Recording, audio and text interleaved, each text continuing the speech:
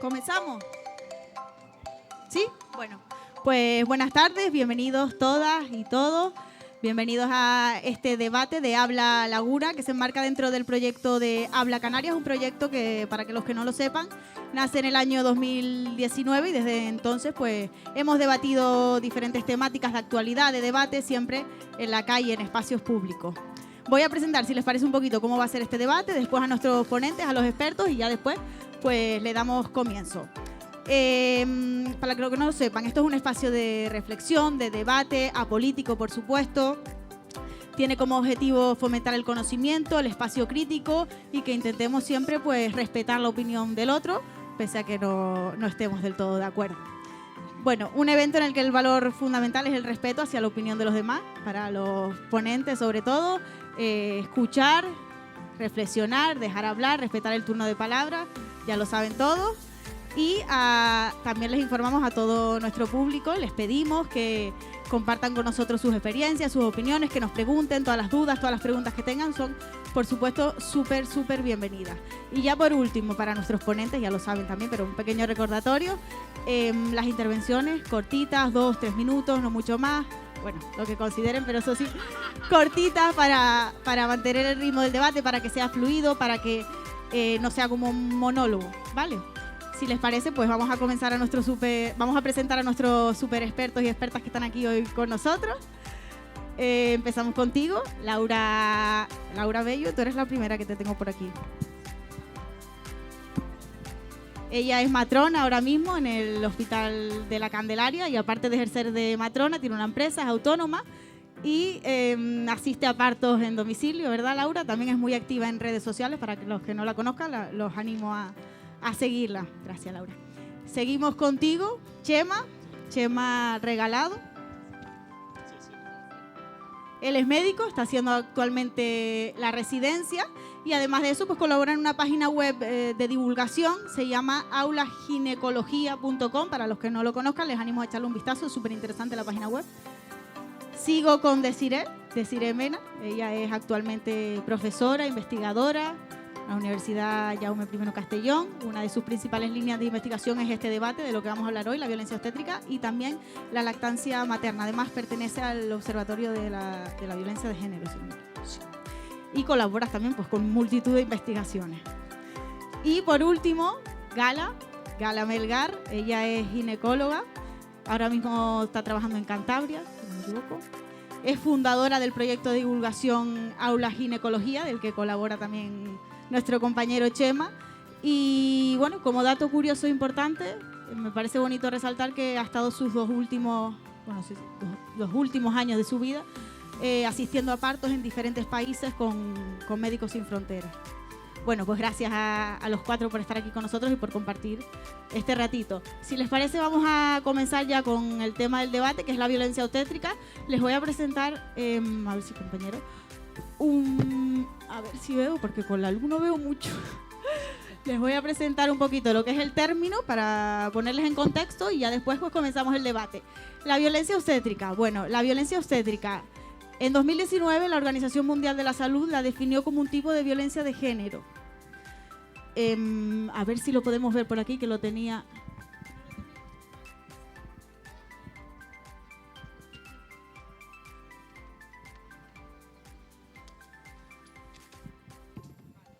Bueno, no lo tenemos, no importa. La violencia obstétrica la definió la Organización Mundial de la Salud como aquella que sufren las mujeres durante el embarazo, el parto o el posparto al recibir un maltrato físico, humillación y abuso verbal o procedimientos médicos coercitivos o no consentidos.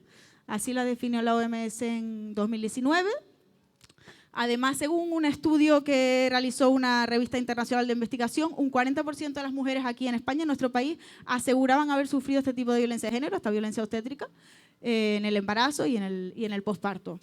Así que bueno, con estos datos vamos a comenzar este súper debate. Les quería poner, si les parece, un pequeño vídeo, un corto. ¿Lo tenemos, Alberto? Vale, un pequeño vídeo de, bueno, esta chica es una divulgadora en redes sociales, ella se dedica a divulgar información sobre todo de violencia de género y ella explica en este reportaje lo que es para ella la violencia obstétrica. Si les parece, lo vemos y ya empezamos a comentar si están de acuerdo o no con el término.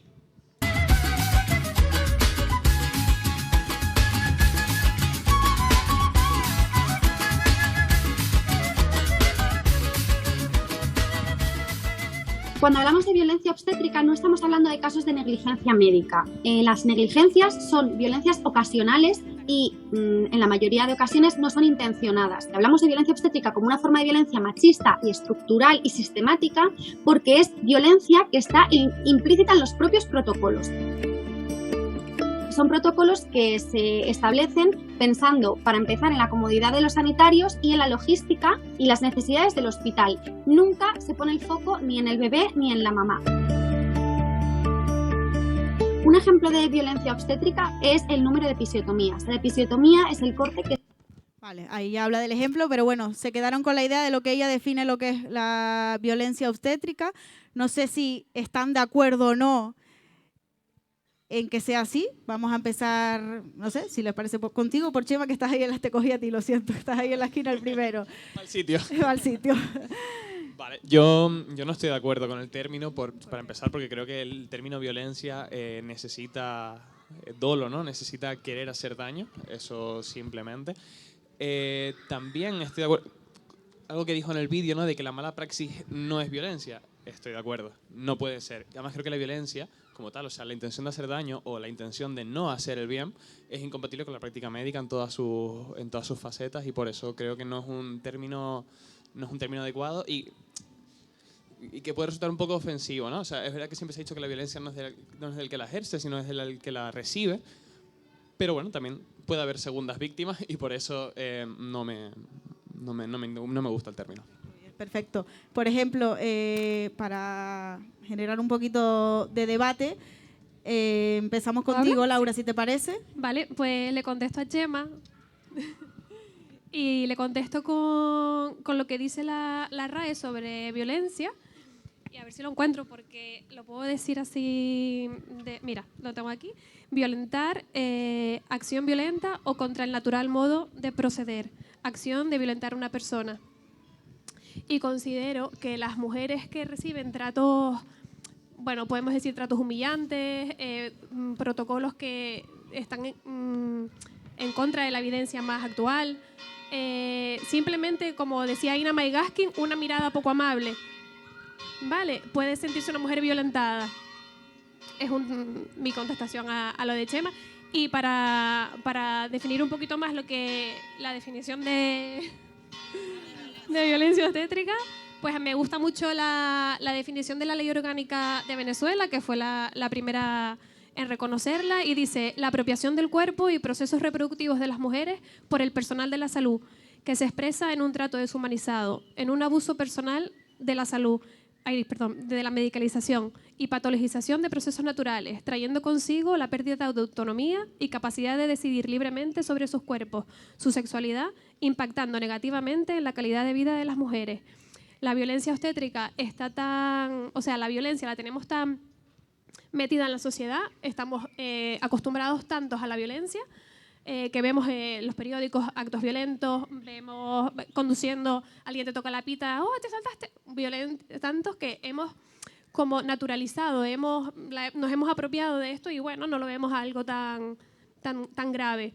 Sin embargo, la mujer que está pariendo, que es un proceso fisiológico, no es un proceso patológico, vive cualquier intervención que sea poco amable, como decía antes, como algo violento para ella.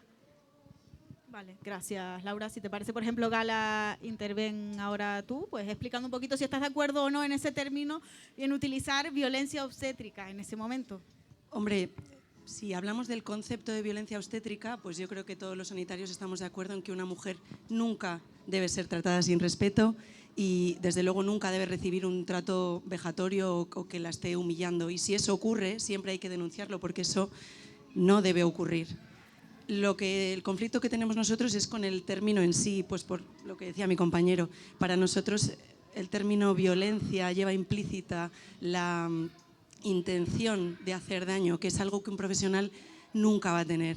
Es verdad que a veces hay errores, a veces se comete mala praxis, pero no va a ser de una manera intencionada, no es para hacer daño al otro. Por eso los profesionales entendemos que el término es bastante agresivo porque contiene la palabra violencia y por eso nos levantamos un poco en contra del término. Pero el concepto como tal no significa que estemos en contra de ello. Eso, por supuesto, que debe ser visibilizado y que debe ser defendido. Perfecto. Desiree, la última. Bueno, yo estoy de acuerdo con, bueno, por supuesto, con la definición que ha dado Laura, ¿no?, de la ley orgánica de Venezuela. Efectivamente, la violencia obstétrica se trata o la podemos englobar dentro de la violencia machista. Y estoy muy de acuerdo también con Chema con una cosa que ha dicho, y es que hay segundas víctimas. Por supuesto que sí. Los profesionales de la salud que atendéis partos sois víctimas del propio sistema que os obliga muchas veces a trabajar como no queréis, como no deseáis, obteniendo resultados que tampoco queréis. Y efectivamente, que sin ser intencionada esa violencia, la ejercéis de cierta forma, ¿no?, presionados por un sistema que no respeta para nada a la mujer. Por eso la violencia obstétrica, además de lo que ha dicho Laura, es una violencia estructural e institucionalizada, muy generalizada.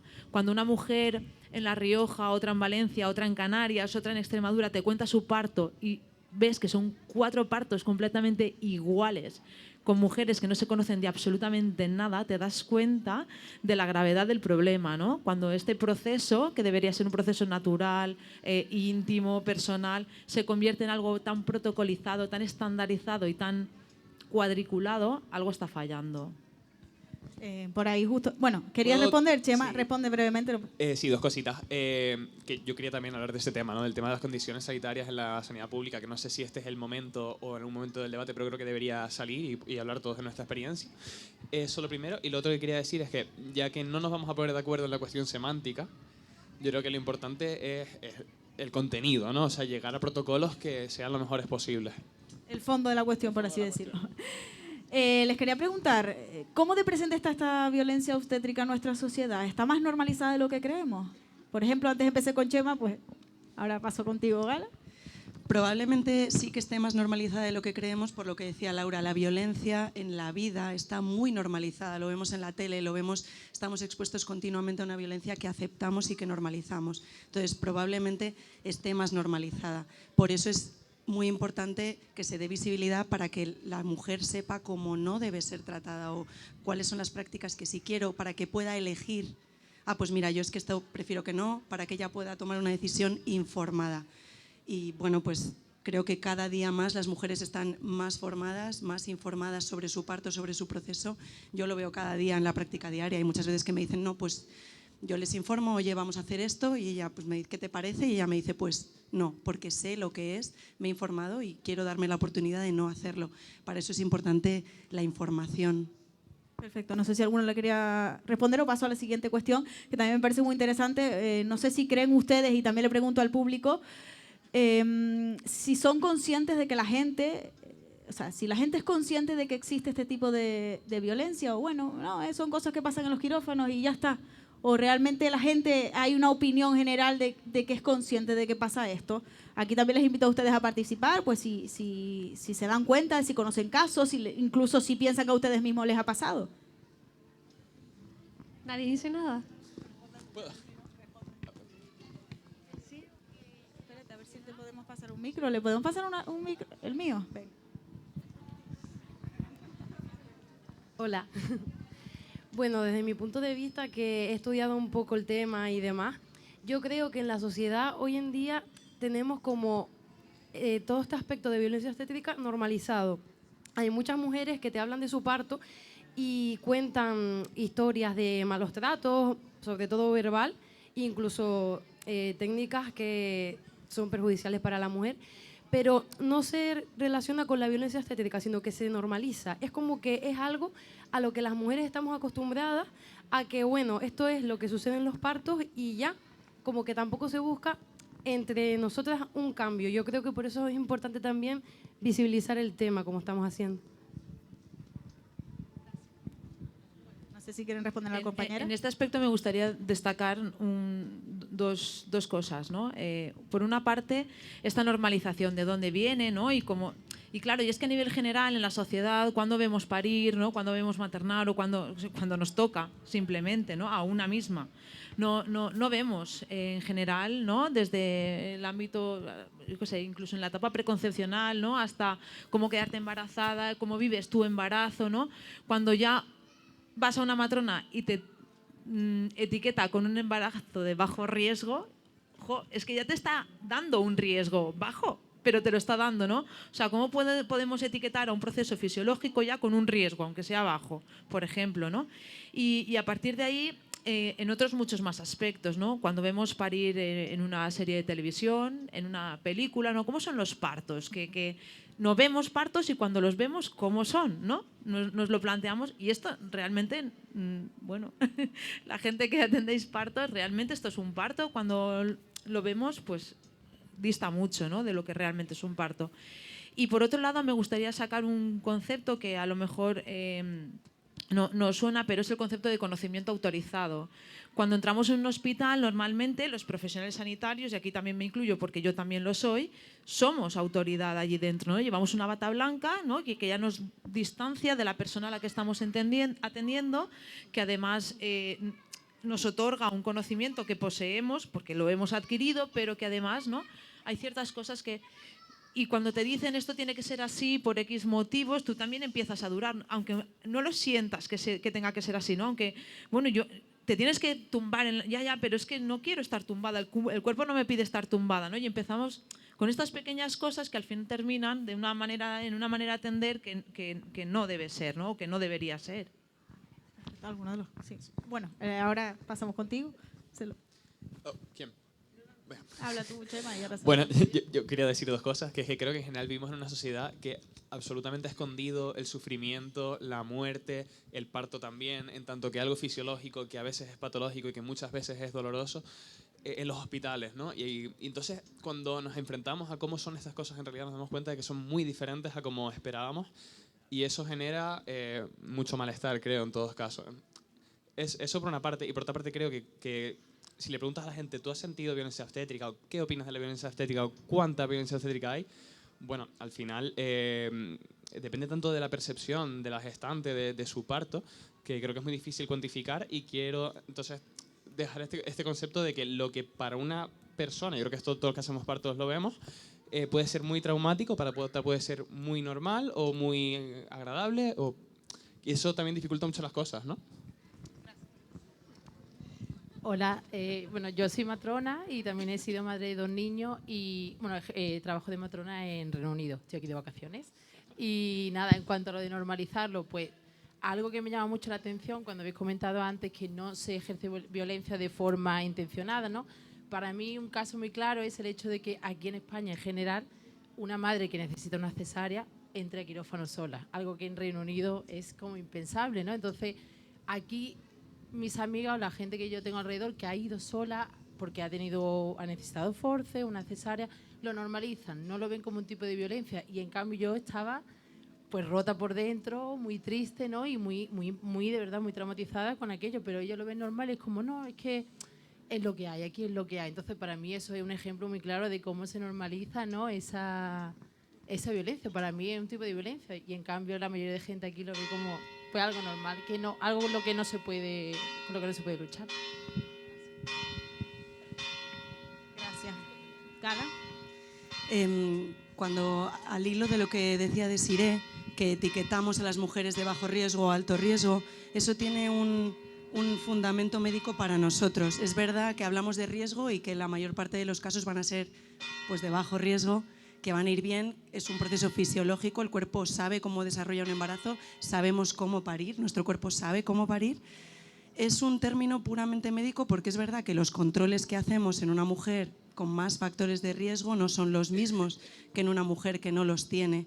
Y lo cierto es que ahora hay una tendencia a que las mujeres que se quedan embarazadas tengan más factores de riesgo porque nos embarazamos a unas edades mayores, se asocian más patologías y pues eso hace que los embarazos también sean más complicados y que al final en el parto pueda haber más complicaciones. Por eso clasificamos en bajo riesgo o alto riesgo. A nosotros nos ayuda para poder hacer un correcto seguimiento. Luego hay algunas prácticas que, claro, a nosotros pues nos dificultan. Dices la cesárea, no todo el mundo está preparado para entrar en un quirófano y ver cómo abrimos la tripa y cómo sale el bebé. No todo el mundo.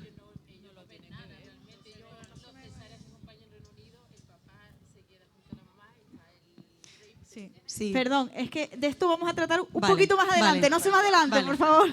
Bueno, pues Ahora vamos a ver, hablamos más adelante. a través de ejemplos, pues cesárea, vamos a ver diferentes ejemplos y lo vamos a tratar. No se me adelante. Solo me quedaba una última pregunta para hacerlos y para terminar este bloque. Si nadie más quiere intervenir, vale. Laura. Mira, en cuanto a la normalización de la violencia obstétrica, me parece que sería oportuno definir de dónde venimos para entender dónde estamos, el origen.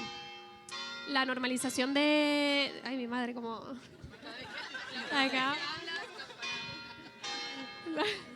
Tú habla, yo creo que más o menos se escucha. Vale, cuando sacaron el poder a la mujer de parir y a la matrona de acompañar los procesos fisiológicos, que como es un parto, le quitaron a la mujer la autoridad para decidir, le quitaron la autonomía del paciente, lo que hoy sería la ley de autonomía del paciente, con lo que no sé cómo definirlo. Bueno, sin esa legitimidad para decidir, ¿no? Para expresar el sentimiento que tenga, entiendo. Sí, pero me quedé ahora en blanco porque ahora no sé ni por qué lo quería decir. Bueno, a lo mejor después te viene. Si te parece, ¿alguien del público quiere hacer algún pequeño comentario más? Ven. Hola, buenas tardes a todos. Me ha encantado escucharles, sobre todo por esta cercanía, ¿no? Esta oportunidad que nos están dando. Estoy prácticamente de acuerdo con lo que están diciendo los puntos de vista. Yo he sufrido, o considero que he sufrido, violencia obstétrica. Y tampoco me gusta llamarlo así porque entiendo que es verdad que como profesionales no voy a pensar que tengan la intención de hacer el dolo, ¿no? de hacer daño. Pero sí hay un término que me resulta bastante familiar, que es la deshumanización sanitaria. ¿Vale?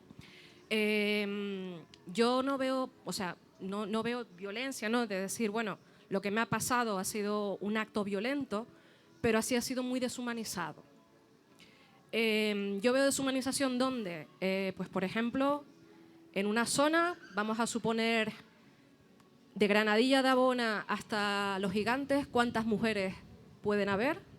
Y que en el Hospital del Sur, por ejemplo, no haya un solo médico ginecólogo de urgencias.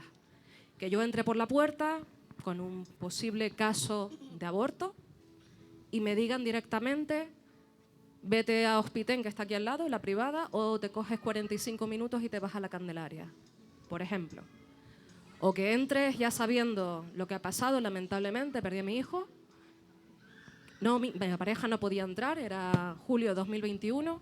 Sin embargo, entró a la consulta y estaba la ginecóloga, la enfermera, 2 personas más, y a mí nadie me pregunta. Y estoy yo sola, en ese momento.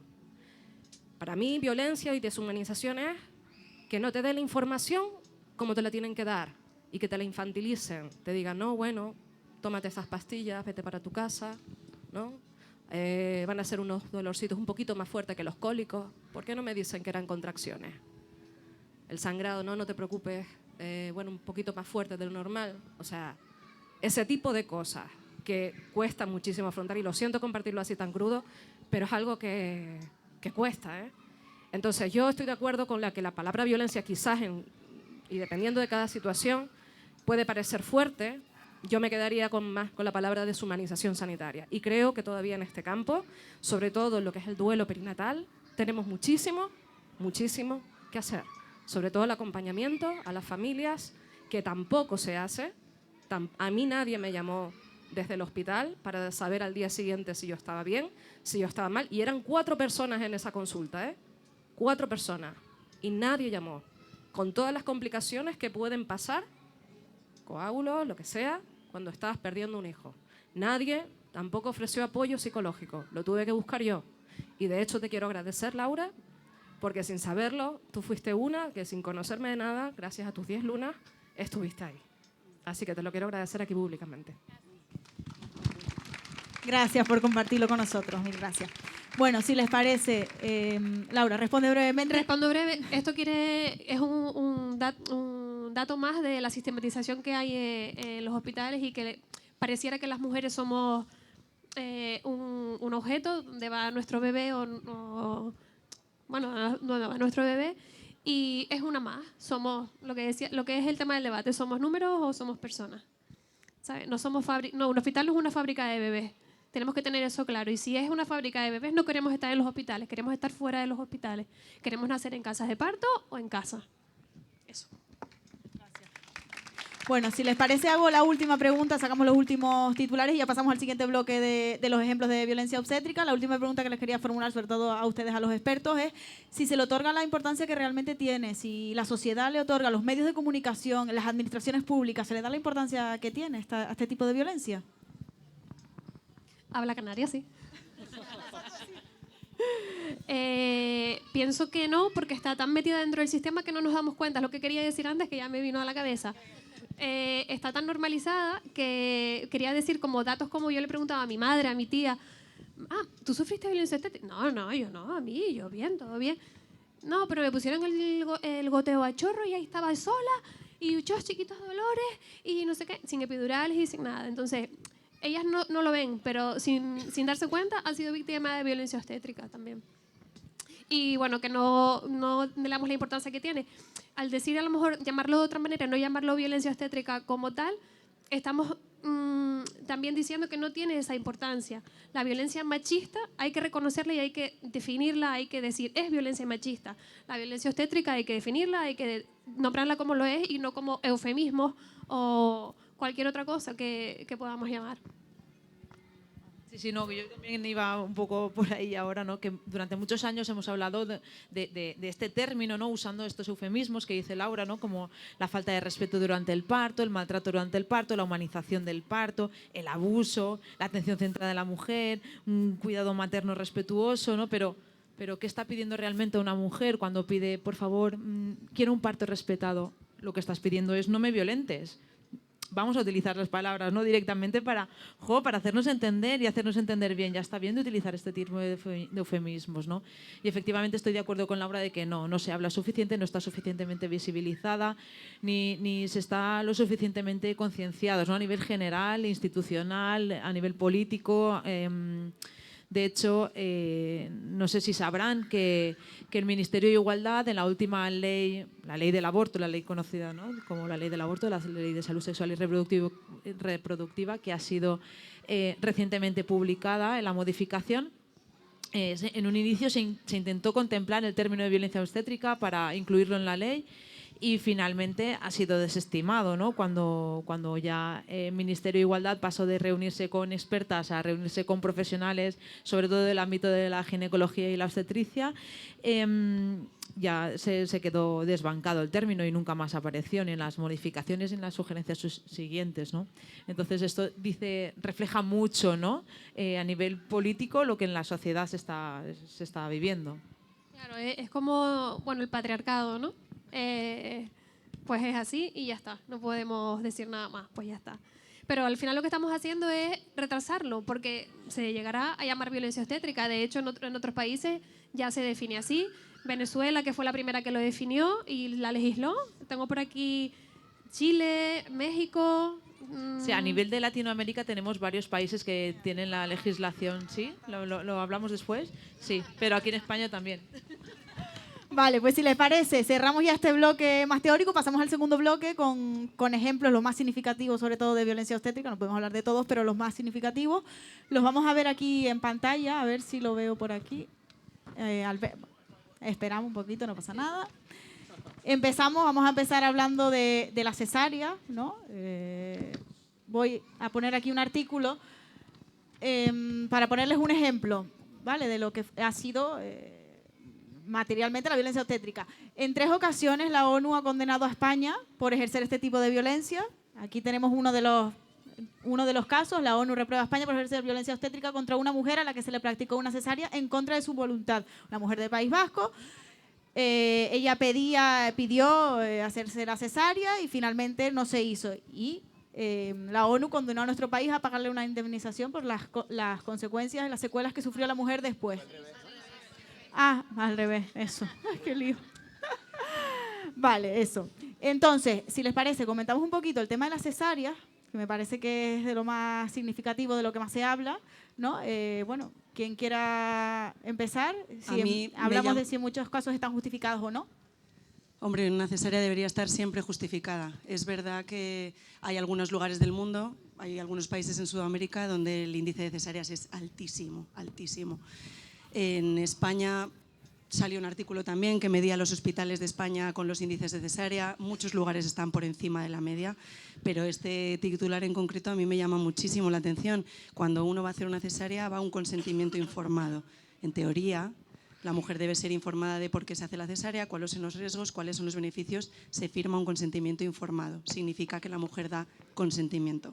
Hay situaciones límite en las que si la vida de la madre o la vida del bebé corre en peligro, no se necesita un consentimiento informado, firmado. Se hace un consentimiento verbal. Se le explica a la mujer y a su pareja cuál es la situación, que queremos hacer una cesárea y por qué. Hacer una cesárea en contra de una mujer, a mí me suena, vamos, a mí me choca mucho. Habría que saber cuál ha sido la situación. Puede ser una situación en la que veamos que el bebé está sufriendo y que la madre no quiere. En esos casos, si hay un riesgo de sufrimiento fetal, se podría incluso llamar al juez de guardia, porque se podría llegar a considerar como en contra del cuidado del bebé. Dudo que fuera eso, porque hay muy pocas mujeres embarazadas que vayan a tomar una decisión en contra del beneficio de su bebé. Entonces, a mí este titular me llama mucho la atención, no conozco la situación, pero no creo que esté ocurriendo. Nosotros, cuando decidimos hacer una cesárea, es con una razón de ser, con una indicación médica, porque la cesárea implica riesgos que no implica el parto. Es una recuperación mucho más prolongada y es algo que no hacemos porque a nosotros nos guste. Quiero dar la palabra, si les parece, a Desiree, después pasas tú, Chema, y después tú, Laura. Sí, mira, sobre las cesáreas, las cifras de cesáreas, ¿no? Hay que ver porcentajes generales, ¿no? Y aquí, por ejemplo, en Canarias he estado cotilleando por ahí datos, tenemos como un 21% de cesáreas, ¿no? Aquí en las islas, pero hay diferencias importantes también entre hospitales públicos y hospitales privados, que eso también lo vemos también, ¿no? En el resto de España. En el Hospital Universitario de Canarias tenemos un 20,7%, mientras que en el Santa Cruz de Tenerife un 31,3%, o sea, una de cada 3 mujeres que entra allí acaba con una cesárea, ¿no? Para parir. Y efectivamente es una intervención mayor, una intervención quirúrgica mayor, que no debería ser hecha alegremente, ¿no? Y llama mucho la atención de que una de cada 3 mujeres la necesiten, ¿no? En algunos lugares. Efectivamente nunca debería ser hecha sin consentimiento informado, pero es que el consentimiento informado no es decirle a la mujer, oye, necesito hacerte una cesárea, ¿quieres que te la haga? No. Hay que decir pros, hay que decir contras, hay que explicar todo, y entiendo que en una cesárea de emergencia la cosa tiene que ser mucho más rápida, ¿no? Pero sabemos que también se firman a veces consentimientos incluso en blanco. Y esto lo conocemos, y no lo he dicho yo tampoco, lo dice la relatora especial de la ONU, Dubravka Simonovic, en su informe sobre violencia obstétrica, ¿no? Y no sé, no me acuerdo qué más, iba a decirte algo más que has dicho sobre las cesáreas, sobre los pros y los contras, ¿no? Pero efectivamente hay que ver qué está pasando ahí. Otra cosa importante sobre la normalización que me ha venido a la cabeza, y era también qué está pasando cuando nos arreglamos las agendas los profesionales de la salud, ¿no? Que esto pasa mucho en la privada y también lo sabemos, cuando te hago una cesárea antes de irme de vacaciones, ¿no? Y por otro lado, también invito a la reflexión, ¿qué está pasando cuando una mujer embarazada nos pide, yo quiero parir como unas famosas, a mí hazme una cesárea, ¿no? O sea, ahí hay mucho que rascar. Perdón. Antes de que continuemos, ¿no podrías contextualizarnos, Emma, sobre este caso, que yo creo que fue exactamente lo contrario a lo que piensa Gala, ¿no? Porque a mí me sorprendió mucho la noticia también cuando la leí. Yo creo que fue al revés, ¿no? Que se llamó al juez. Baja un poquito, porque yo ahora mismo no me acuerdo. Leí varios y puse uno de los 3, entonces no sé cuál baja. A ver si esta es la de la mujer. Que es un debate médico. Esta es la de Sevilla, fíjate. Vale. Yo pensaba que había puesto la del País Vasco. ¿Lo conocen el caso?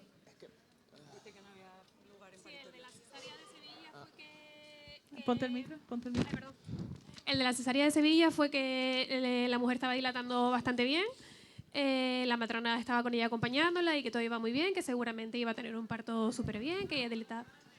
Sí, y como no habían paritorios disponibles, de repente ella lo escuchó en los comentarios desde fuera y la iban a pasar a una cesárea. Y ella dijo que no quería la cesárea y le dijo al marido que no firmara nada tampoco. ¿Y escuchó algo? Lo escuchó por los pasillos y ella dijo, me quieren hacer una cesárea, no firmes nada que yo no quiero hacerme una cesárea. Llegó justo al quirófano y decían, ay, el bebé está aquí, como ya está aquí, no sé qué, pero bueno, le hicieron la cesárea igual. Ese fue el caso. Pero bueno, que nos ponemos en eso, en casos concretos y a lo mejor a juzgar lo que está pasando y que no es una mala praxis, no son cosas que puedan pasar, la violencia obstétrica no es esto solo, no es 4 cosas que puedan pasar, son millones de cosas que están sistematizadas ya por el contexto social en el que vivimos, porque al final el concepto de salud es, según en la sociedad en la que vivas, pues es de una manera o es otra, y al final pues eso está todo patologizado y está considerado normal. Muy brevemente pregunto a nuestro público si alguien quiere intervenir o contarnos alguna de sus experiencias con respecto a este tema. Hola, bueno, a mí personalmente me parece curioso que digan que se hacen cesáreas como muy libres, porque a mí me pasó todo lo contrario. Yo me hice 4 in vitro para salir embarazada, llegué al hospital con un control en el hospital mensual, porque fue un bebé que costó mucho conseguirlo, y me dejaron 21 horas dilatando y me hicieron parir una niña de 4,5 kilos. Eso no está bien. Aparte que yo tengo una patología médica complicada, o sea, lo mío era riesgoso. Y estuve mal, y sin contar que hubiera una negligencia donde me dejaron restos de placenta y la tuve que parir a la semana. Entonces, eso de que se hagan cesáreas, al contrario, creo que hay muchas veces que dejan hasta el final, donde ya la mujer no puede más, y después de hacerle sufrir 20 y pico de horas, la metes a un quirófano. Cuando tú previamente, según el diagnóstico y muchas cosas que se van dando a lo largo es verdad que el momento del parto puede cambiarse en cuestión de segundos, pero si hay un historial médico, tú te tienes que preparar, sin contar que parí un domingo, me puse de parto a las 12 de la noche del sábado y me tocó una aprendiz de ginecólogo y una aprendiz de matrona, que cuando me tocó la parte de pujar, me dijeron, bueno, tienes 4 horas para que ese bebé salga, si no te hago force, si no te meto un quirófano. Es que ahí ya directamente hay un maltrato psicológico, y yo lo sé, yo estudio psicología, y ahora que lo estoy viendo digo, wow, o sea, todo lo que viví y todo lo que pasé en el camino, sin contar los 3 días en el hospital que fui maltratada por las enfermeras, maltratadas por los médicos que, a ver, no digo que sean malas personas, pero hay que empezar a tener presencia de que somos seres humanos, que no somos incubadoras y que cuando tú vas a hacer un procedimiento, a mí me hicieron episiotomía, de paso la niña hizo un desgarro y estuvieron allí 1 hora y media en un curso de crochet. Entonces, tenemos que empezar a darle más conocimiento, porque es verdad que no todo el mundo tiene acceso a la información. Existe internet, pero toda la información no todo el mundo es capaz de entenderla. Entonces, tener más conciencia y pensar que somos seres humanos, tanto el que está con la bata blanca como la que está en su momento más vulnerable de la vida, porque es el momento más complicado de una mujer. Entonces, bueno, esa fue mi historia. Gracias por combatirlo. Pues no sé si quieren responderle a la compañera, Chema. Sí, bueno, y lo que iba a decir antes, sobre la operación cesárea, que es una intervención que se hace muchas veces con intención materna y otras veces con intención fetal. Eso es lo primero que... ¿Perdón? Que tenemos que dejar claro, porque puede ser que mucha gente no lo sepa, que a mí me parece personalmente que es muy mal indicador de la calidad de un paritorio, así como dato crudo, porque tienes que tener en cuenta los resultados perinatales, por supuesto la percepción de la gestante, de la parturienta, porque eso muchas mujeres se quejan de que a lo mejor se le hizo una cesárea cuando no era necesario, otras dicen lo contrario. Entonces es muy difícil. Lo que sí quiero aclarar es que las indicaciones de las intervenciones cesáreas se hacen según unas tablas en las que ponderamos riesgos-beneficios, ¿no?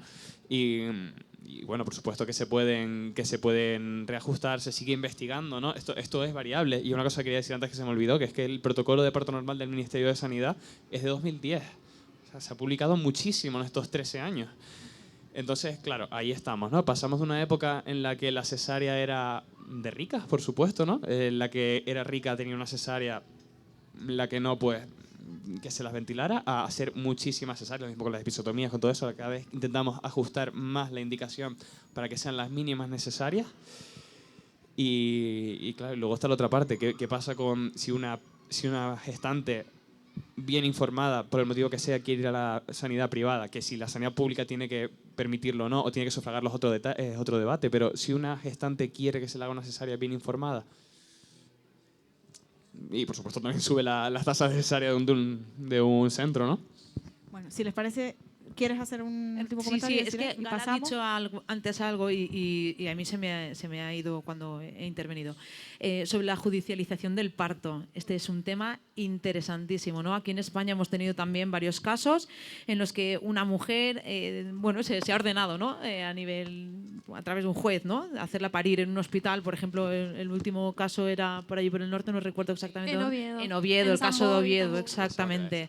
Una mujer que estaba de 42 semanas va al hospital, se le hacen las pruebas pertinentes, que todavía no estaba de parto, decide, bueno, ya me da igual, me voy a mi casa y paro o voy con mi matrona, ¿no? A hacer y estando allí en casa, iniciado el trabajo de parto, llaman a la puerta y resulta que era la Guardia Civil o la Policía Nacional, no sé, y la sacan esposada en pleno momento de parto para llevársela al hospital e ingresarla y hacerla parir en el hospital por orden judicial, llamada por el ginecólogo de guardia que estaba en el hospital. Esto no está pasando en Brasil ni está pasando en Argentina, esto lo hemos vivido aquí en España, ¿no? Y sintiéndolo mucho y tal y como está la ley de autonomía del paciente, las mujeres no somos esos recipientes, esas vasijas que contienen bebés dentro a los que hay que sacar en un momento determinado cuando por una indicación médica se considera. Si yo como mujer no quiero que me hagas una cesárea, no me la puedes hacer. Si yo no quiero que me hagas una episiotomía, no me la puedes hacer. Y si yo no quiero que me hagas un tacto o un monitor en un momento dado, no me lo puedes hacer. Y esto deberíamos, ¿no?, estar cada vez más conscientes. Efectivamente, esa mujer habría que explicarle bien: a ver, yo creo que necesitas esto, si no te lo hago te puedes exponer a todo esto, pero su libertad de elección tiene que quedar intacta y tiene que decidir, ¿no? Y si no es así, estamos ejerciendo violencia aunque no lo queramos. Bueno, sí, muy brevemente, por favor, para pasar. Que yo creo que es súper importante también de lo que sacan a una mujer que está pariendo con unas esposas. Y digo, yo creo que lo importante es que sepamos que el parto es súper delicado y que ahí está la hormona, que es la oxitocina, que es una hormona tímida, y eso es lo que yo veo que a veces no nos explican, o toda la sociedad no sabemos que el parto es delicado, es tranquilo, no es una camilla, un montón de luces, un montón de gente, un montón de practicantes, un montón de...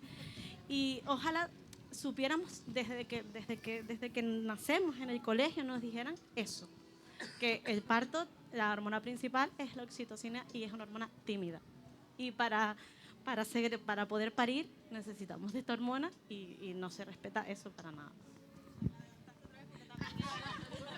Vale, si les parece comentamos el segundo ejemplo que tengo por aquí, la episiotomía. A ver si lo explico bien.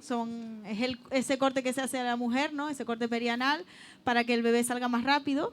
También es uno de los ejemplos, pues, que más controversias generan, por así decirlo, ¿no? Me gustaría comentar un poquito si creen que se abusa de ese corte, si sigue presente ahora mismo en la sociedad. Bueno, sobre las episiotomías, sí, yo creo que la tasa de episiotomía sigue siendo demasiado alta. De hecho, la Organización Mundial de la Salud y desde la Declaración de Fortaleza, ¿no?, ya en el 85, nos está avisando, ¿no?, de este abuso de intervencionismo, de la medicalización del parto y de cómo no debemos abusar de estas tecnologías para atender un proceso totalmente fisiológico y natural, ¿no?, en el 85-90% de los casos, ¿no?, de ese bajo riesgo que etiquetábamos antes. Y desde esta declaración de Fortaleza, por ejemplo, en 1985, que nos están avisando de todo esto, por ejemplo, seguimos manteniendo unas tasas bastante elevadas, ¿no?, de episiotomías. Imaginemos la episiotomía, ese corte que se hace en el periné, tiene sus consecuencias después, ¿vale? Dolor, por ejemplo, dolor al coito en la penetración es uno de los más habituales. Imaginemos en una unidad de urología, ¿no?, a un porcentaje como entre el 30 y 40% de los hombres con un dolor coital, ¿no?, por un corte realizado a nivel médico, ¿no?, en su unidad de urología. ¿Lo contemplamos esto? No, ¿verdad? Ni siquiera llegamos a imaginarlo. Intervendríamos antes, haríamos algo antes. No dejaríamos que esto pasara, ¿no? Y otra cosa importante sobre la normalización, que viene un poco a colación, sobre la formación de profesionales sanitarios y sobre cómo nos atienden, ¿no? Porque decía antes esta chica que ha intervenido, ¿no? Me atendieron 2 aprendices, ¿no? De matrona de ginecología. Pues es que, y vinculado, ¿no? con la episiotomía, resulta que en España, año 2017, Hospital Materno-Infantil de Gran Canaria, teníamos a la puerta del paritorio unas normas de actuación en los partos. Un cartel gigante que si lo buscáis encontráis la foto en internet, ¿vale? Normas de actuación en paritorio. El EIR, la enfermería interna residente y el médico interno residente, de primer año que atiendan un parto, siempre, y además en mayúscula estaba en el cartel, se le realizará una episiotomía a mujeres nulíparas. O sea, esto no es normalización de la violencia obstétrica, esto no es tener sistematizado y protocolizado la violencia obstétrica, regalar episiotomías porque sí a las mujeres, porque te ha entendido un EIR o un MIR de primer año. Bueno, pues no sé. ¿Alguno de ustedes dos? Me gustaría escucharlo. Yo no lo sabía, pero efectivamente eso es inadmisible. O sea, no.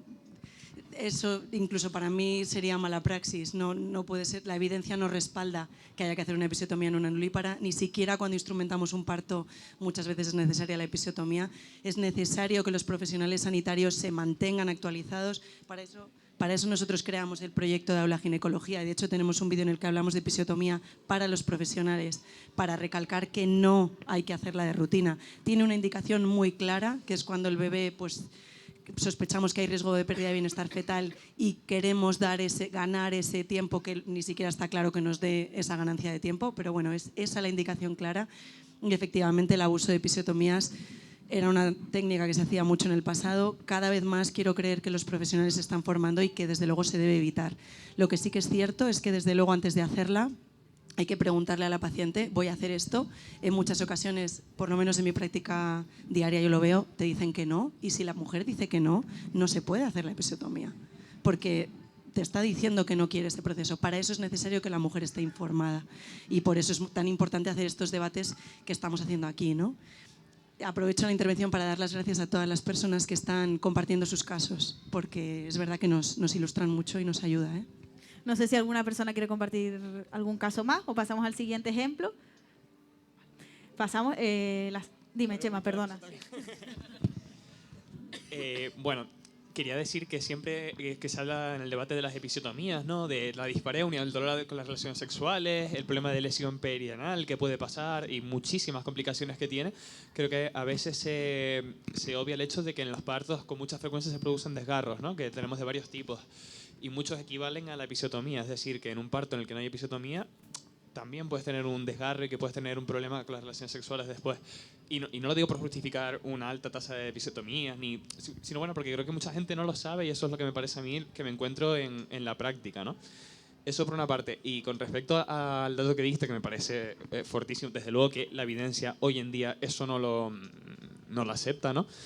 Es un ejemplo de, igual, aunque esté mal, de cómo venimos, ¿no? De un momento en el que se pensó que la episiotomía prevenía los desgarros de alto grado, los desgarros que afectan al esfínter anal, entonces se hicieron pues, en prácticamente todos los casos, luego se vio que eso no era así, o por lo menos no tanto como se pensaba, y entonces se ha ido disminuyendo poco a poco hasta que en algún momento, espero que mediante la evidencia, consigamos la tasa perfecta, por indicación fetal y también por la materna.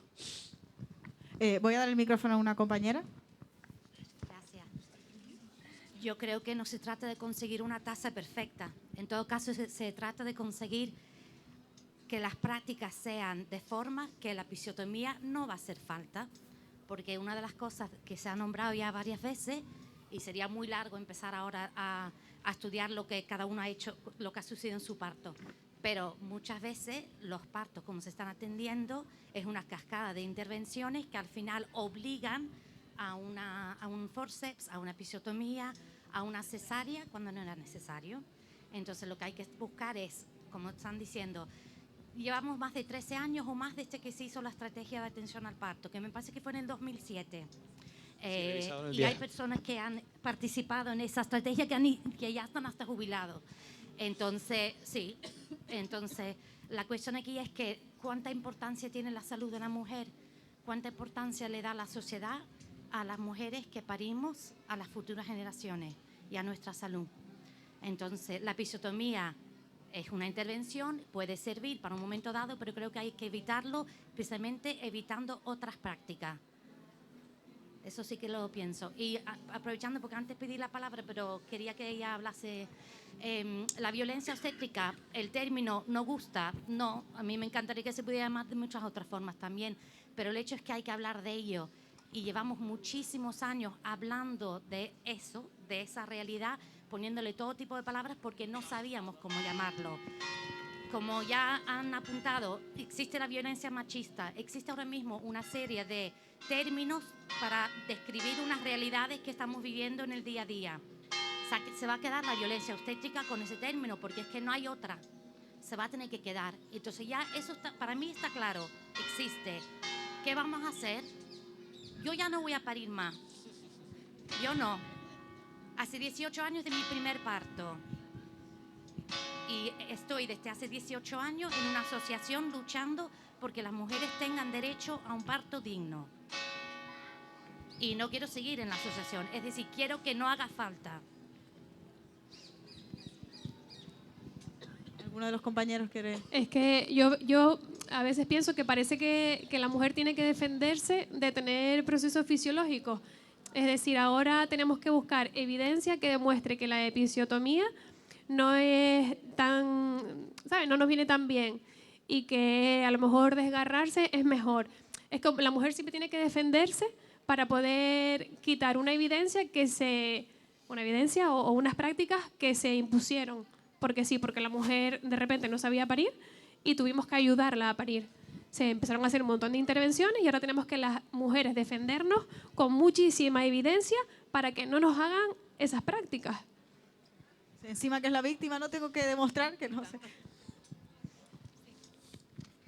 Bueno, yo quería comentar con relación a las episiotomías y a los desgarros, que es un poco un toque al sistema, que deberían hacerse seguimientos a estas mujeres, no solamente a las que tienen desgarros de tercer grado, que hay afectación anal del esfínter anal, sino también a aquellas que tienen desgarros de segundo grado o que tienen esas episiotomías porque es que están totalmente olvidadas, añadiendo esos problemas de dispareunia, ¿no? De dolor en las relaciones sexuales, que las citan a los 6 meses o incluso más porque no hay hueco y muchas no se pueden permitir a un fisio del suelo pélvico, no se lo pueden permitir y están en ese sufrimiento psicológico, ¿no? Que las arrastra.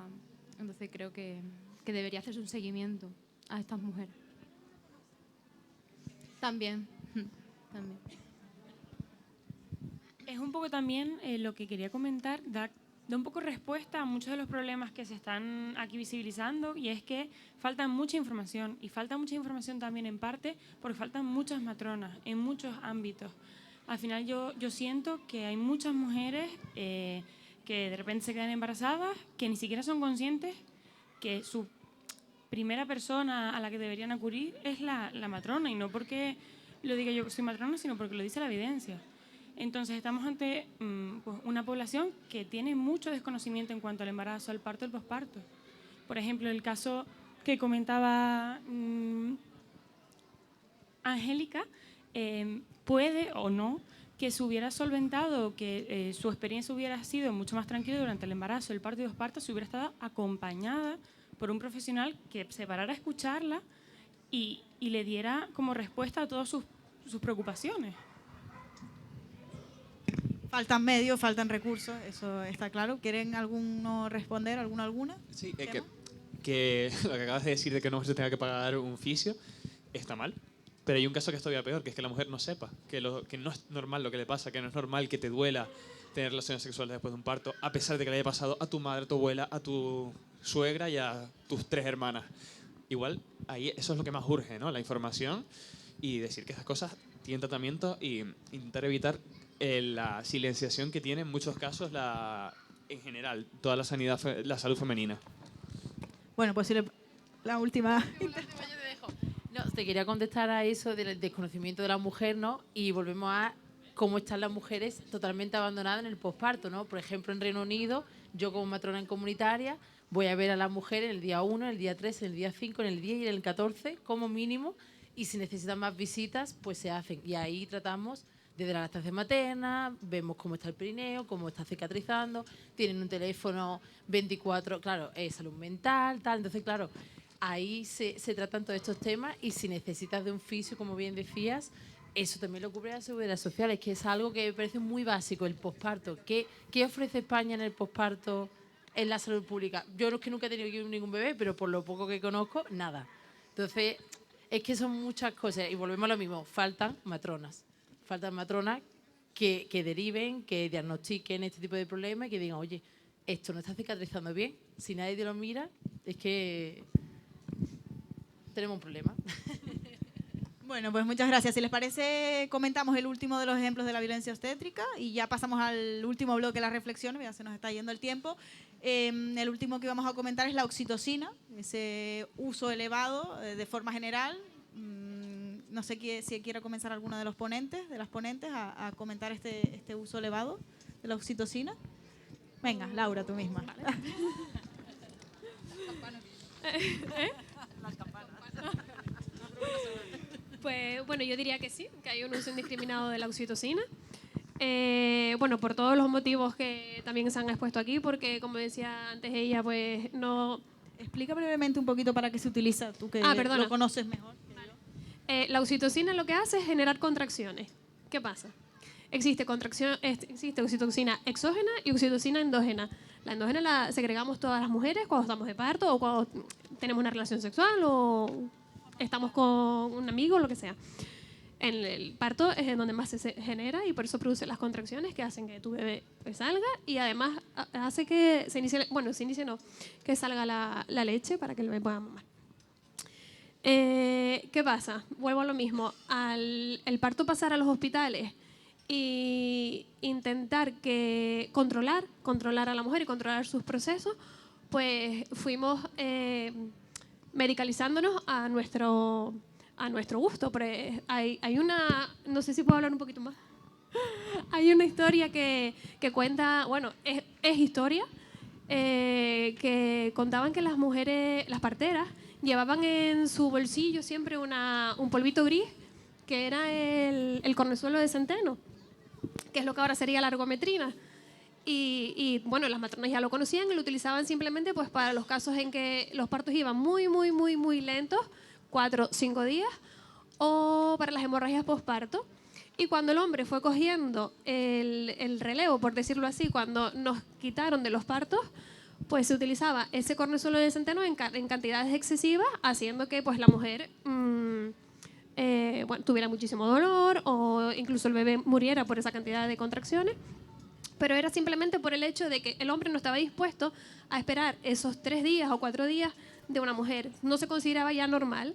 Entonces lo hago.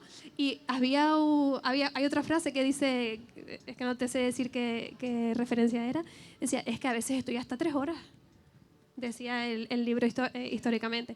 Entonces, esto se ha traspasado y es lo que estamos viendo hoy ahí. Aquí se ha pasado a los hospitales los partos y la gente no puede estar en paritorio eternamente. Si ingresas con 2 centímetros, al final te vamos a poner oxitocina porque no estás de parto, pero bueno, al final estás aquí. Las inducciones utilizamos oxitocina. Incluso para los expulsivos casi se usa de manera indiscriminada. No se espera esas contracciones que se suavizan en el expulsivo para que la mujer pueda descansar, que es algo fisiológico. No, ven que las contracciones se separan y necesitamos añadir oxitocina. Yo creo que sí, hay un uso indiscriminado y de hecho quería antes dar una tasa de entre inducciones y cesáreas, que no tiene que ver, pero bueno, con la oxitocina sí, que entre inducciones y cesáreas en el año 2022, por ejemplo, en la zona sur de Tenerife, no iniciaron, por ejemplo, de manera espontánea su parto el 49,95% de la población entre inducciones y cesáreas. No creo que el 50% de la población de Tenerife, bueno, de la zona sur, pero bueno, generalizando, no podamos iniciar el parto de manera espontánea o tengamos alguna enfermedad que necesitemos tener una cesárea o una inducción o oxitocina. Gracias, Laura. Gala o Chema, no sé si están de acuerdo con... Yo con la Yo opinión de no la creo que se esté haciendo un uso indiscriminado de la oxitocina. Bueno, a lo mejor se está haciendo un uso por encima de lo que nos gustaría, pero yo he estado trabajando en lugares en los que la formación es inadecuada. Cuando me he ido con Médicos Sin Fronteras he visto lo que es un abuso de la oxitocina. El número de roturas uterinas que hemos operado cuando se hace un abuso de esta sustancia es increíble, las complicaciones son increíbles, un montón de desgarros de tercer y cuarto grado, un montón de roturas uterinas que por suerte aquí no lo vemos. Que sea un uso adecuado, pues tal vez podríamos todavía ajustar aún más, pero es verdad que, por lo menos en los sitios en los que yo he trabajado, sí que se pone una atención y un cuidado en cuánto subes de oxitocina, y estas complicaciones que he visto en lugares donde se produce un abuso, no las he visto aquí. Es según lo que llamemos abuso, ¿no? Porque si consideramos que la mujer para de manera natural con su oxitocina, ya a lo mejor que un 50% tenga oxitocina es un abuso. No digo que sea el 50% solo, porque considero que es más. Pero ya sí, es según con qué vara de medir, con qué lo midamos. Si vemos que estamos en un paritorio súper intervencionista y comparamos con otro que es muy poco intervencionista, pues claro, ahí hacen un abuso y aquí no. No es por justificar ni mucho menos todo esto que estamos hablando, pero es verdad que hay un parto más medicalizado que antes. Y no es por justificarlo, pero es verdad que también tenemos una población que está pariendo que es distinta de la que era antes. Antes nos empezábamos a embarazar con 20 años y lo cierto es que yo ahora en paritorio lo veo muchas mujeres que el primer parto lo están teniendo por encima de los 40 años. No significa que una mujer que se queda embarazada por encima de 40 años no pueda tener un embarazo y un parto normal. Puede tenerlo y lo va a tener en la mayoría de los casos. Pero es verdad que partimos de una población, pues tenemos más casos de obesidad, tenemos más casos de mujeres que son más mayores. Esto aumenta patologías, pues como el incremento de la tensión, el incremento de la diabetes. Esto aumenta patologías que pueden afectar al bebé. Y no es por justificarlo, pero este tipo de embarazos requiere más cuidado y estos partos pues requieren en ocasiones más intervención. Tenemos muchos casos de reproducción asistida. No significa que una mujer con reproducción asistida no pueda tener un parto normal. La mayor parte de las veces lo va a tener normal. Pero es verdad que ya empezamos muchas veces por una situación que no es tan fisiológica como nos gustaría y hay veces que, bueno, pues necesitamos estas intervenciones. Lo que sí que está, bueno, claro para mí es que en los lugares en los que yo he trabajado sí que se hace un uso de la oxitocina en el que se mide y se pone cuidado según protocolos. Antes se ponía en duda, ¿no?, la realización de estos protocolos si se necesitan un ajuste. Pues sí, yo creo que, vamos, yo animo a todos los profesionales a estar siempre en crítica y a estar siempre preguntándose, ¿esto que estoy haciendo es lo correcto? ¿O tengo que darle una vuelta a ver cuál es la actualidad, la evidencia de la que se dispone y tengo que actualizarme? Eso, desde luego, que siempre merece una llamada de atención, siempre a la crítica y siempre a la mejora. Totalmente de acuerdo con Gala. Y con respecto a si muchas de las pacientes a las que inducimos podrían tener un parto absolutamente natural, desde luego que sí. Si hacemos esto es porque se considera que tienen menos riesgos de desenlaces graves, ¿no? Que es lo que justifica, por ejemplo, que desde hace no muchos años se recomienda inducir el parto en la semana 41 en vez de la semana 42, por ejemplo, o más allá. Eso ya hace que tengamos muchísimas más inducciones. Pero bueno, si lo hacemos es porque creemos que eso beneficia a las mujeres, ¿no? Y es lo por lo que hay que decir. O sea, las inducciones tienen sus indicaciones y se indican y se discuten riesgos-beneficios, ¿no? Menos riesgos en situaciones clave. Dices, me lo he anotado porque me ha gustado. Y es que resulta que en marzo de 2020, a punto de estallar la pandemia, ¿no?, la Sociedad Española de Ginecología y Obstetricia iniciaba un congreso, o iba a iniciar un congreso, una mesa dedicada exclusivamente a la inducción del parto en la semana 39 de manera sistemática en todas las mujeres. ¿Qué nos están diciendo con esto? Se hizo una encuesta y todo por internet, me la guardé porque las preguntas eran curiosísimas. Porque la sociedad, a ver, en cierta manera metieron la pata y abrieron la encuesta a todo el mundo y cualquiera podía acceder, ¿no?, a contestar. Yo de hecho lo hice. Gracias. O sea que, claro, a ver, sí, y preguntaban justo esto, si así en rasgos generales en la encuesta, si era necesario inducir de manera sistemática a todas las mujeres con oxitocina sintética a la semana 39. Pues evidentemente no, claro que no. Pues hubo una mesa dedicada al Congreso sobre esto, y es que además luego rascas un poquito más y resulta que la farmacéutica que comercializa ese fármaco de la oxitocina sintética era quien ponía la pasta para el Congreso. O sea, claro, todo cuadra. Simplemente por contestar también al tema de que es verdad que cada vez las mujeres decidimos ser madres más tarde y con ello puede que el embarazo, el parto conlleve más riesgos. Si comparamos y nos centramos solamente en los bajos riesgos, que no me gusta hablar de bajos riesgos, pero es como se define, y comparamos las mujeres que paren en hospital con las mujeres que paren en partos, en casas de partos o en casa, ese mismo tipo de mujeres, esas mismas mujeres con la misma clasificación de bajo riesgo, son mujeres que tienen muchas menos intervenciones, son mujeres que paren sin necesitar oxitocina. Esa misma mujer en un hospital sí necesita oxitocina y de repente en casa no. Muchas veces es porque al final los protocolos en los hospitales, lo que decimos siempre, ¿no? Se empieza como un reloj en el cual en X tiempo esa mujer tiene que haber parido, porque ingresa antes, por falta de información, por lo que sea, pero volvemos a lo mismo. Sí que es verdad que si nos comparamos con otros países que son mucho más intervencionistas, donde igual el abuso de la oxitocina pues llega a unos niveles que ni medio normales, por decirlo mal, claro, tenemos menos, pero si nos comparamos con países que lo hacen mejor, abusamos de esos medicamentos. Antes se ha comentado, ¿no?, que la oxitocina es una hormona tímida. Es verdad, nuestro cuerpo sabe cómo parir. Y lo cierto es que para eso la mujer tiene que sentirse en un lugar cómodo, íntimo, en el que ella pues, no se sienta vulnerable. Eso es fundamental para que el parto se desarrolle con normalidad. Y de hecho hemos visto que cuando la mujer está acompañada hay muchas menos complicaciones en el parto, hay mucha mejor tolerancia al dolor porque ella se siente acompañada y arropada. Y es verdad que cuidar el entorno es fundamental para la secreción de oxitocina, para la evolución del parto. Si una mujer se siente más a gusto dando a luz en casa con profesionales formados o en una casa de partos con profesionales formados, pues ahí es donde tiene que estar. Y lo ideal sería que consiguiésemos que en los hospitales ese ambiente se preservara, porque desde luego pues se ve que los resultados son mejores. Es verdad que bueno, por los recursos que estamos hablando, la falta de recursos que tenemos, en ocasiones pues no es posible, por desgracia. Perfecto. Si les parece, comentamos el último de los dos ejemplos, que antes dije que era el último, pero no. Sí. Bueno, a ver si te lo puedo pasar.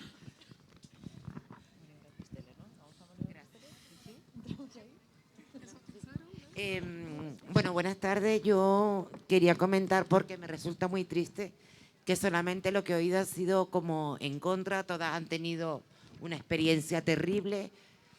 Bueno, yo he tenido 3 hijos, he tenido 2 partos naturales, uno con epidural, otro sin epidural, también un niño de 4 kilos y pico sin epidural, no pasó nada, y el tercero fue una cesárea. Yo en ningún momento he sentido violencia obstétrica, en ningún momento. Incluso en la cesárea me preguntaron si, porque o sea, iba a ser programada, porque estaba sentada y tal, que si yo quería una cesárea o si yo prefería pasar por el parto y que podía después al final acabar en una cesárea de urgencia, ¿no? Entonces yo lo único que quería decir era eso, que no todas las experiencias son malas, que no se puede solamente decir hoy fue horrible, fue horrible. Bueno, yo tengo muy buen recuerdo de mis tres experiencias, ¿no? Y eso era agradecer también al personal sanitario, que también lo hacen bien, que no solamente van a fastidiar a la mujer, no lo creo en ningún momento. No, me refiero que ellas, no creo que vayan a decir, bueno, no, venga, vamos, rápido, tú ponle oxitocina, ahora le corto, Creo que siempre lo hacen, o por lo menos se supone que tienen que hacerlo, a favor de la madre y del bebé. Solamente era eso. Gracias. Déjame hacer un comentario. A raíz de eso sí que quería decir que el estrés, es verdad que por supuesto hay que poner a la mujer en el centro, que la mujer es la protagonista de su parto y eso lo tenemos todos clarísimo, pero el estrés al que está sometido el obstetra que está trabajando en paritorio es muy alto. Cuando tú recibes una llamada a las 4 de la mañana y te dicen ven corriendo a paritorio, lo que tú sientes es muy fuerte porque vas llegando y no sabes lo que va a pasar. Tienes 2 pacientes, está en la madre, está en el bebé, tienes que saber cuál es el punto justo de intervención para que ambos estén bien y es verdad que eso supone mucho estrés. O sea, el que está ahí obviamente es una profesión que hemos elegido, que es preciosa y que estamos ahí por algo, pero hay que tenerlo en cuenta. Así que bueno, gracias por el comentario. Gracias por la aportación.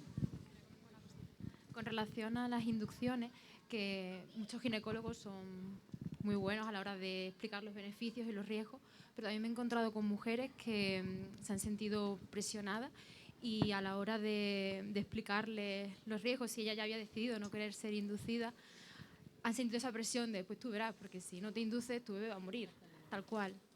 Y eso a ellas les genera una presión psicológica, física, emocional, de todo, que al final deciden hacer algo que no querían.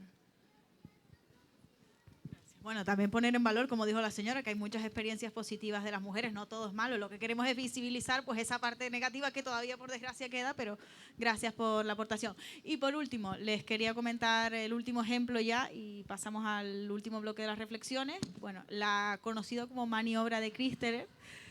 Si alguno de los médicos sanitarios me ayuda un poquito y lo explica mejor, que yo seguro. Para poner en contexto un poquito. La maniobra de Christeler es una maniobra que la OMS ha proscrito. A día de hoy no se debería realizar en ningún lugar y es la presión que se hace en el fondo del útero para intentar ayudar con el pujo materno a bajar la presentación fetal, ¿vale? Es verdad que la OMS la ha prohibido, ha dicho que no se debe realizar. Sí, hace años ya que la prohibió, pero hace claro, mucho tiempo, sí. Ahí está el debate. No y sé si es cierto, conocen... sí, que se sigue practicando, sí, es cierto. Claro, esto es como todo, pues es una maniobra que se habrá practicado de manera, pues seguro que se han descrito fracturas, hasta habrá casos de fracturas costales que se hayan producido. Es una técnica que puede llegar a ser muy agresiva. A día de hoy se sigue practicando, en algunos centros seguro que sí, y por eso animamos una vez más. Por supuesto, esto es responsabilidad del profesional, que no lo debe realizar, pero es verdad que si una mujer está bien informada en el momento en que se va a realizar, la mujer tiene el derecho y debe decir que no quiere que se realicen. Es verdad que no es responsabilidad de la mujer, es responsabilidad del profesional. Totalmente de acuerdo. Es muy difícil salir de una maniobra de Christeler. Efectivamente. Si ves fotos de maniobra de Christeler por Google, imagínate 4 profesionales de la salud encima de una mujer. ¿Cómo huye esa mujer de ahí en pleno proceso de parto? Eso no debería ocurrir. Imposible. Con una epidural y una episiotomía, con los potros, las piernas, en fin. Imposible. Sobre la maniobra de Christeler, en nuestro país no está prohibida. Pero en otros países sí, como en Francia y en Reino Unido, por ejemplo, está prohibida por legislación practicar este tipo de maniobra. En nuestro país, en el año 2011, cuando el Ministerio de Sanidad revisó la estrategia de atención al parto normal, ya habló de erradicar, y además utilizó esta palabra en el informe, esta maniobra de nuestros paritorios. Y de hecho se sigue practicando. Es más, es una maniobra que está desaparecida. ¿Por qué? Porque aunque sabemos que se practica, no se pone en las historias clínicas. ¿Le he hecho una maniobra de Christeler a la señora? No, esto no se pone. ¿Por qué? Bueno, pues porque sabemos que está mal. Sinceramente, como sabemos que está mal, pues no lo escribimos en la historia. Pero lo hacemos.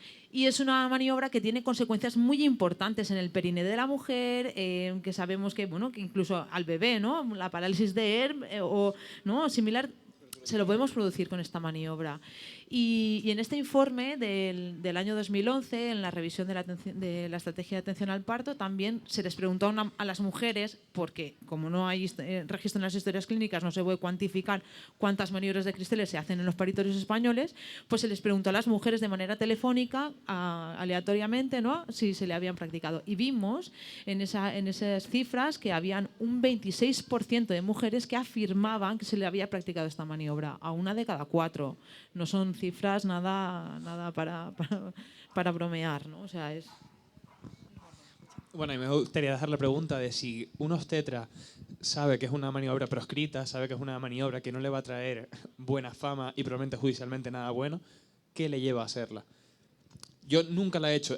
Quería decir una anécdota, ¿no? Que es que Christeler lo conozco siempre de la literatura. De hecho, ayer lo busqué en Wikipedia por saber un poquito más. Vi que se describió en 1859, en una época en la que probablemente el obstetra que la describió no tendría grandes accesos a los instrumentos, ¿no? Que es lo que la ha proscrito. Pero sí me gustaría eso, ¿no? ¿Qué le lleva a un obstetra a decir? Sé que esto no... pero aún así tengo que hacerlo. No, ni siquiera. O sea, quiero decir... No.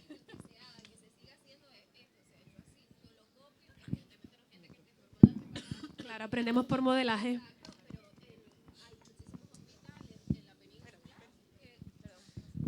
Perdón, hay muchos hospitales que se siguen haciendo y que está descrito. O sea, lo que comentaba la compañera, no se deja reflejado en las historias, pero sí que ocurren, y no solo las mujeres, sino entre los propios profesionales.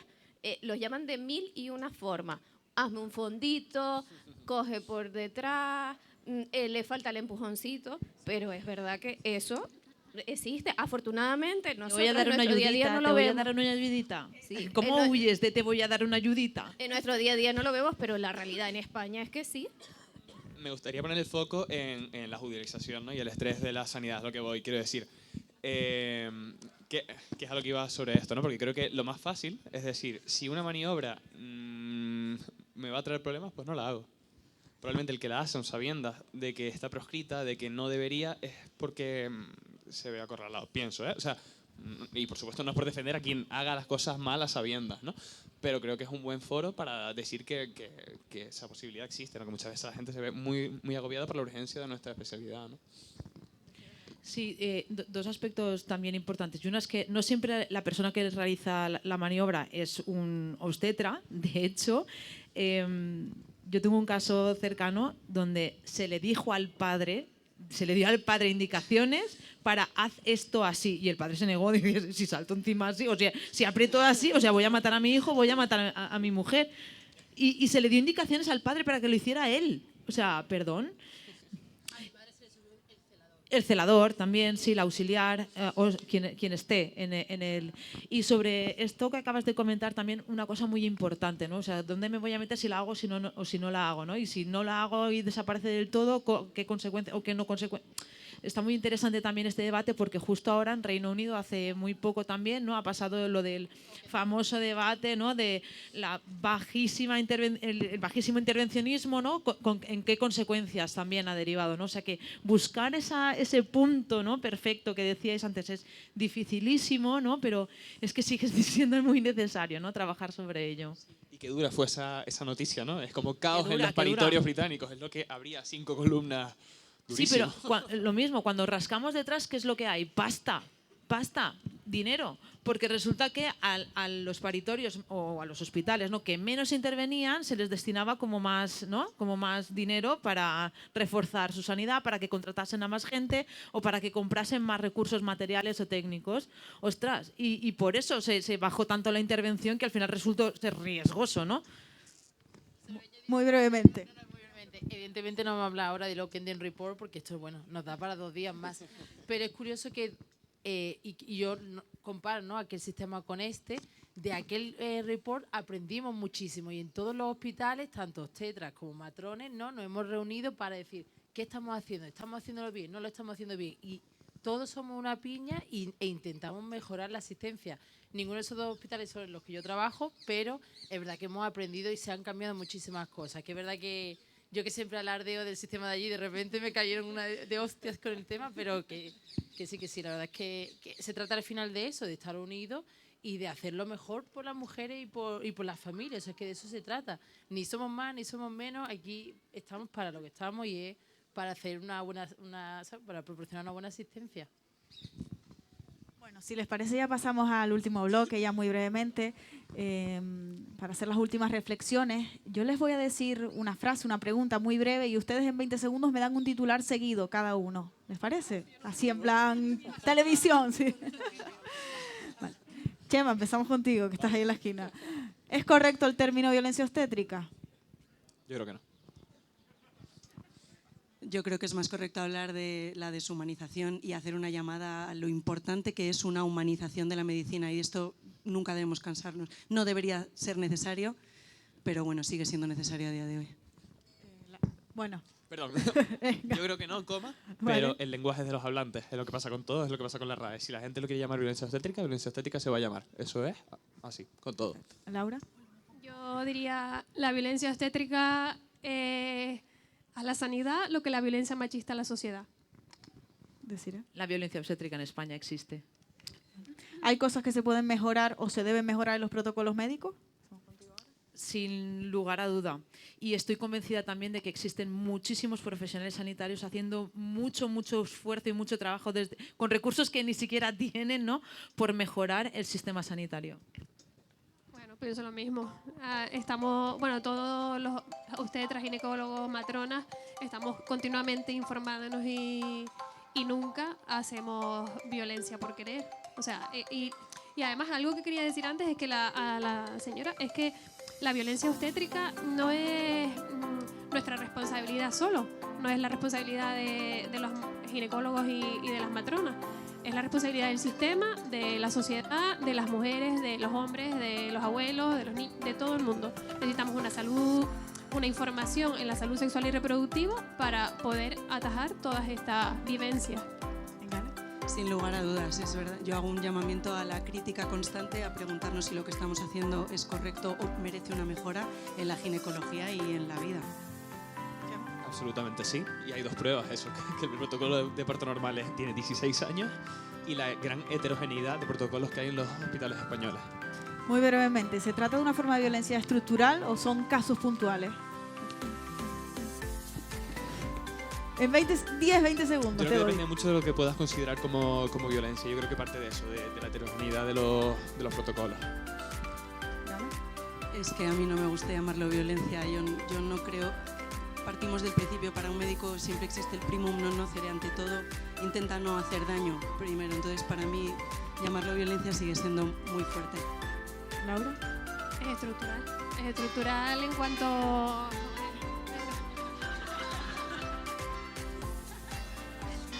Son millones y millones de malas praxis, y no solo de malas praxis, sino de deshumanización, y esa deshumanización viene del sistema y de la estructura de la sociedad. Sí, efectivamente, ya lo he dicho antes, ¿no? Cuando una mujer en La Rioja, otra en Extremadura, una en Valencia, una en Canarias, te cuentan exactamente el mismo parto, ¿no? Pues es que algo no cuadra, algo no va bien.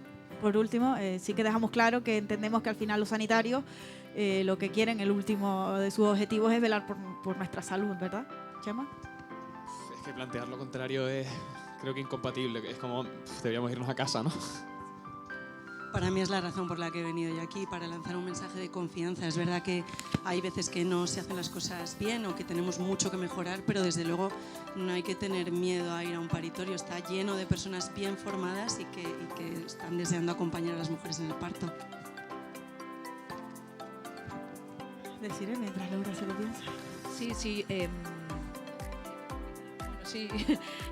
Yo creo que estudiar un montón de años, ¿no? Para dedicarnos a ser profesionales de la salud ya a nivel académico, simplemente ya hay un montón de sabemos, ¿no? de cosas que nos atraviesan para ayudar, para salvar vidas, para prevenir enfermedades, ¿no? Para dirigir o para ayudar a acompañar en el camino de la salud a muchísimas personas, y reconocerte como una persona que en algún momento, ¿no? ha practicado algún tipo de violencia de cara a los pacientes es durísimo, ¿no? Pero todo ello no pasa sino por integrar la perspectiva de género, una perspectiva feminista dentro del sistema sanitario, y tener en cuenta una profunda reflexión y pensamiento crítico de nuestras propias prácticas en particular, ¿no? y del sistema en general. Perfecto. Bueno, pues sé que es un tema muy complicado, muy complejo, tiene muchos ejemplos, ¿no? que abordar. Hemos hecho hoy todo lo posible en esta horita y media, así que desde aquí darle las gracias a todos y a todas por venir, por supuesto a nuestros expertos y expertas que han estado con nosotros, a la asociación a la que ha hecho esto posible, la organización V de Vida, Alberto, Marta, gracias a todos, a la Concejalía de Juventud del Ayuntamiento de La Laguna y al área de Juventud del Gobierno de Canarias. Gracias a todas por venir, por participar, por contarnos sus experiencias. Les esperamos, por cierto, también en el próximo debate. La próxima semana hablaremos de inteligencia artificial con nuestra compañera Andrea Espósito, así que les invitamos a venir. Gracias.